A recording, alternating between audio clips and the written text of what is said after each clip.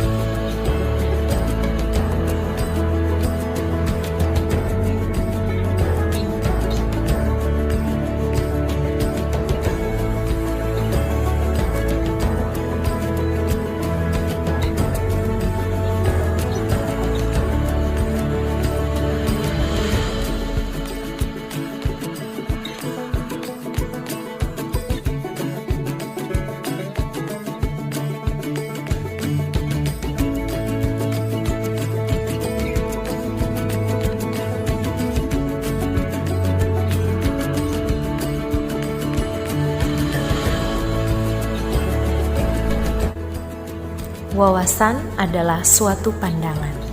Wiyata adalah pendidikan. Mandala adalah tempat atau lingkungan. Unsur-unsur wiyata mandala. 1. Sekolah merupakan lingkungan pendidikan. 2. Kepala sekolah mempunyai wewenang dan tanggung jawab penuh atas penyelenggaraan pendidikan dalam lingkungan sekolah. 3. Antara guru dan orang tua siswa harus ada saling pengertian dan kerjasama erat untuk mengemban tugas pendidikan. Keempat, warga sekolah di dalam maupun di luar sekolah harus menjunjung tinggi martabat dan citra guru. Kelima, sekolah harus bertumpu pada masyarakat sekitarnya dan mendukung antar warga. Sekolah dan fungsinya. Sekolah merupakan tempat penyelenggaraan proses belajar mengajar, menanamkan dan mengembangkan berbagai nilai, ilmu pengetahuan, teknologi, dan keterampilan. Sekolah merupakan lembaga pendidikan formal, tempat berlangsungnya proses belajar mengajar untuk membina dan mengembangkan 1. Ilmu pengetahuan dan teknologi. 2. Pandangan hidup dan kepribadian. 3. Hubungan antara manusia dengan lingkungan atau manusia dengan Tuhannya. 4. Kemampuan berkarya. Fungsi sekolah adalah sebagai tempat masyarakat belajar karena memiliki aturan tata tertib kehidupan yang mengatur hubungan antara guru, pengelola pendidikan siswa dalam proses belajar mengajar untuk mencapai tujuan pendidikan yang telah ditetapkan dalam suasana yang dinamis. Ciri-ciri sekolah sebagai masyarakat belajar adalah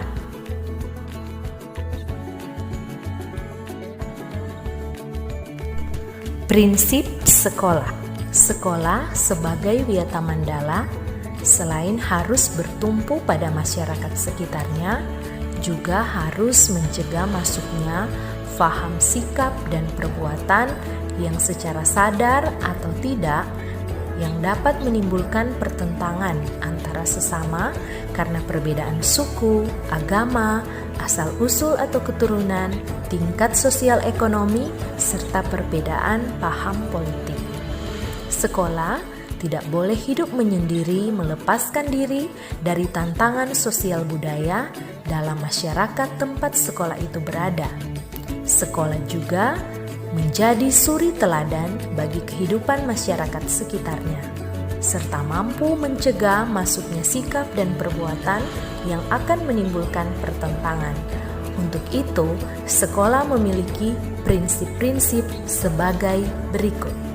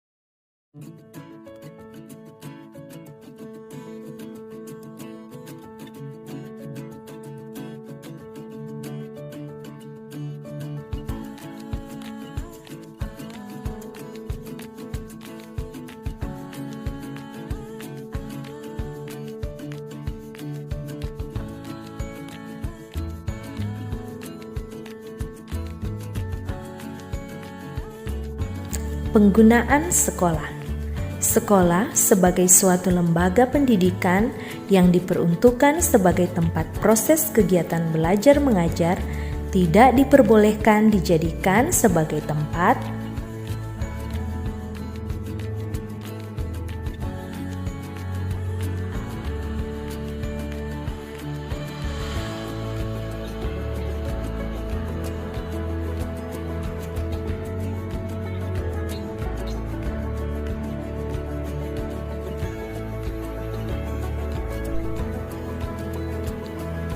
Penataan Wiyata Mandala dalam upaya ketahanan sekolah. 1. Ketahanan sekolah lebih menitik beratkan pada upaya-upaya yang bersifat preventif. Kedua, untuk menjadikan sekolah sesuai dengan tujuan dan fungsinya, perlu dilakukan penataan Wiyata Mandala di sekolah melalui langkah-langkah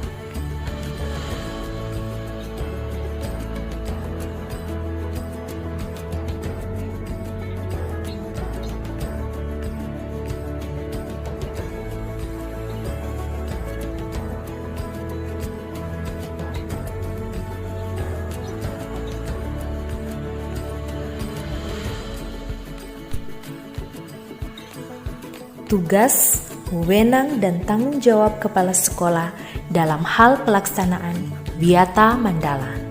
Kepala sekolah sebagai pimpinan utama bertugas dan bertanggung jawab memimpin penyelenggaraan belajar mengajar serta membina pendidik dan tenaga kependidikan serta membina hubungan kerjasama dan peran serta masyarakat.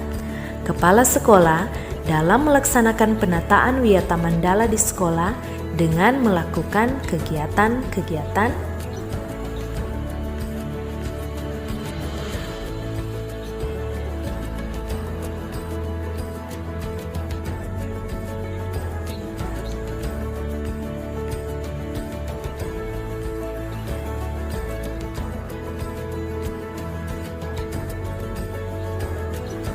mekanisme dalam pelaksanaan Wiyata Mandala. Dalam rangka pelaksanaan Wiyata Mandala, perlu upaya penanggulangan secara dini setiap permasalahan yang timbul sehingga dapat menghilangkan dampak negatifnya, yaitu dilaksanakan secara terpadu, bertahap dan berlanjut sebagai berikut.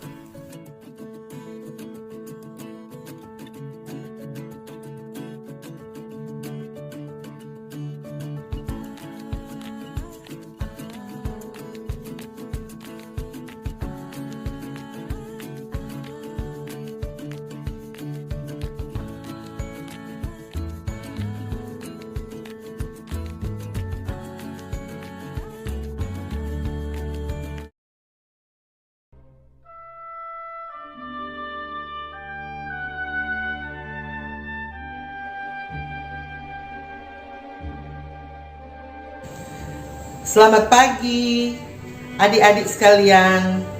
Apa kabar hari ini?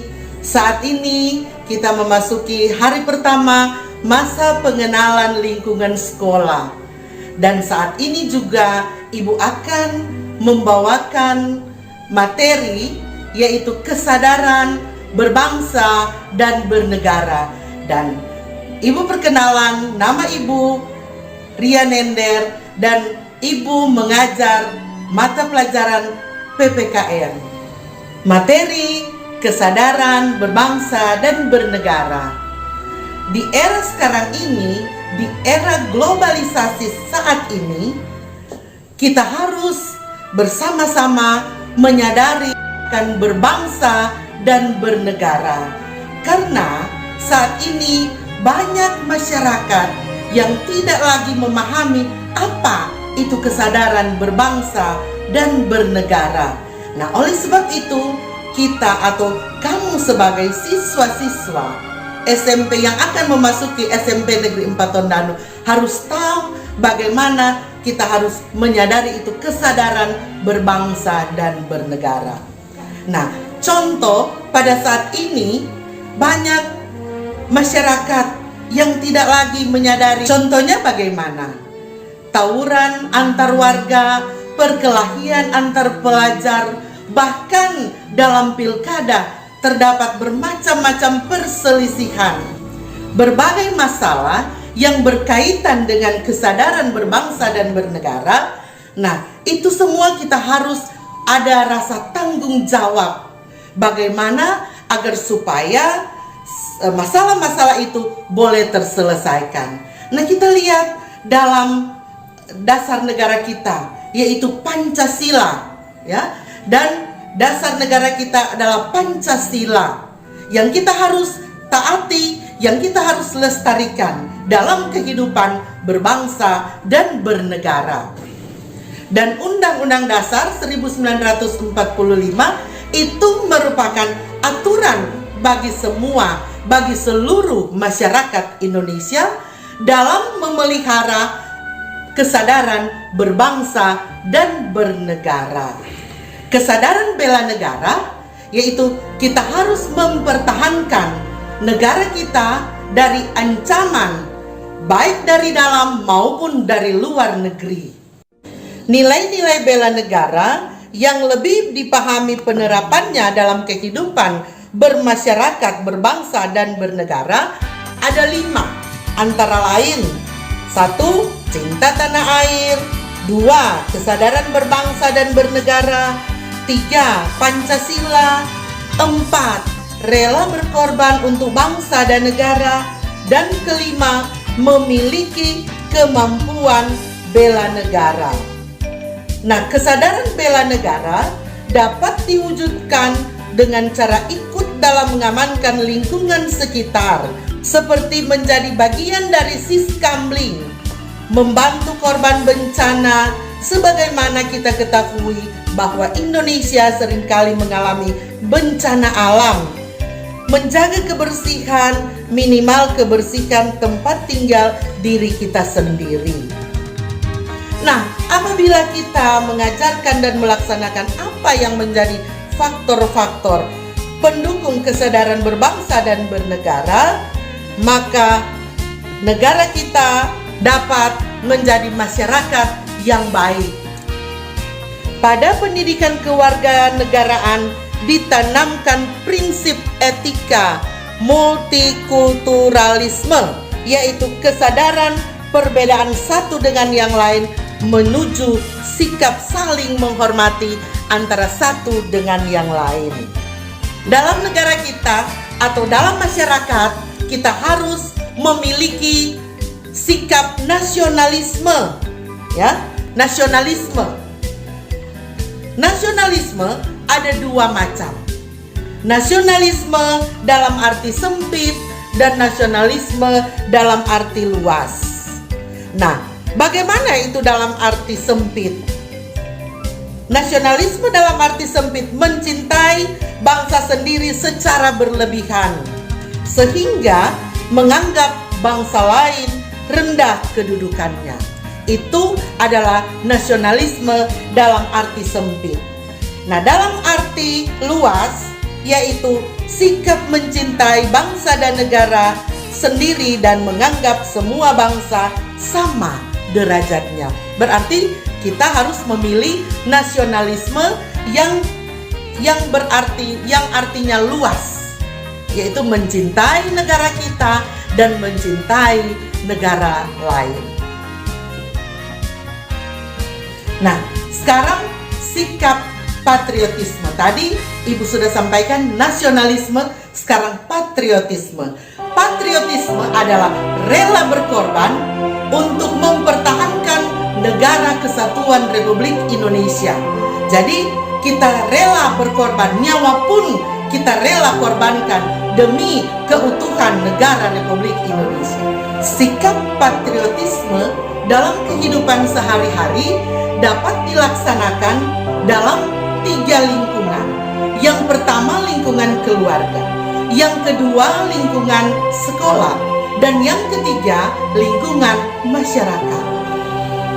Dalam kehidupan keluarga, contohnya membaca buku perjuangan, ya, baru kita mengibarkan bendera merah putih pada hari-hari tertentu, ataupun menyaksikan film-film perjuangan. Dalam lingkungan sekolah, kita harus mengikuti upacara bendera setiap hari Senin, atau ada hari-hari tertentu yang misalnya hari nasional, kita wajib mengikuti upacara bendera. Juga belajar dengan sungguh-sungguh agar supaya cita-cita kamu akan tercapai. Dalam lingkungan masyarakat, kita harus memelihara kerukunan antar warga masyarakat. Nah, ini yang harus kamu ketahui. Contoh-contoh dalam bagaimana dalam sikap kita melaksanakan nasionalisme. Inilah yang harus kalian ketahui. Kita harus melaksanakan sikap nasionalisme dan patriotisme. Demikian materi kesadaran berbangsa dan bernegara hari ini. Tetap jaga kesehatan dan disiplin menerapkan protokol kesehatan. Salam sehat.